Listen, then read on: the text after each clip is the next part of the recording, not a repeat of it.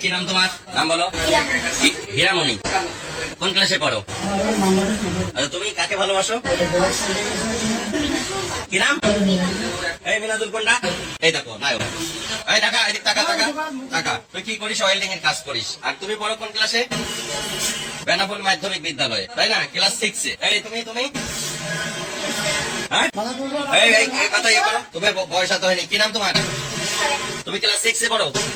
7 এ। তো তোমার সম্পর্ক এই ছেলের সাথে। ও ক্লাস 7 এ পড়ে। এই দেখেন ব্যাগ বুকসা, বাসা বাড়ি থেকে এই যে স্বর্ণালঙ্কার সবকিছু নিয়ে, টাকা পয়সা নিয়ে, টাকা পয়সা স্বর্ণালঙ্কার সব নিয়ে বাড়িতে বেতনা এক্সপ্রেসে তারা চলে যাচ্ছিল। বেতনা এক্সপ্রেসে আমাদের এই যে জয়নুল ভাই, তার কাছে টিটিরা সবাই সপর্দ করেছে। পরে আমার বাড়িতে নিয়ে আসছে, প্রয়োজনীয় ব্যবস্থা গ্রহণ করা হবে।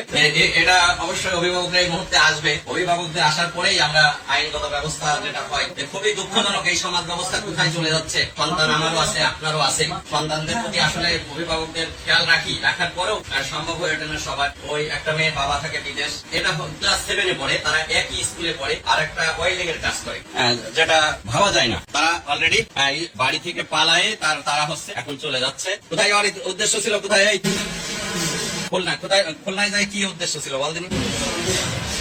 কি পরিকল্পনা করেছিলি বল? কথা বল, কি পরিকল্পনা করছিলি? তাই কি বাসা ভাড়া নিয়ে থাকবে এরকম একটা চিন্তা ভাবনা? তোর বিয়ে হয়, তোদের বয়স হয়েছে, বিয়ে হয়তো, অযথা তো পুলিশকে তোরা হয়রানি করতি। যাই হোক, এই হচ্ছে সমাজের অধঃপতন।